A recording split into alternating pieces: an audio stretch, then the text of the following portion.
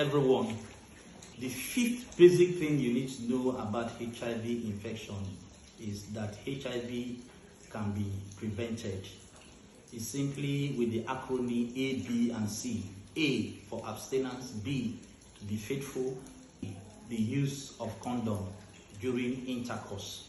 However, there are other preventive measures that you also need to take. The proper use of sharp objects is also preventive. The use of syringes, needles, it should be a single use. Then the method of disposal is also important. 2, sterilization of medical equipment is also preventive.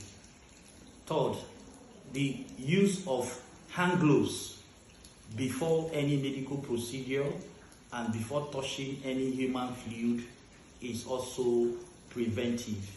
Screening of blood before transfusion is important. Then finally, mother-to-child transmission is possible if mother takes antiretroviral drugs to reduce viral load to less than 1,000 copies. When baby is delivered, baby is commenced on nevirapine for 6 weeks. Thank you. Meet you on Head Tips.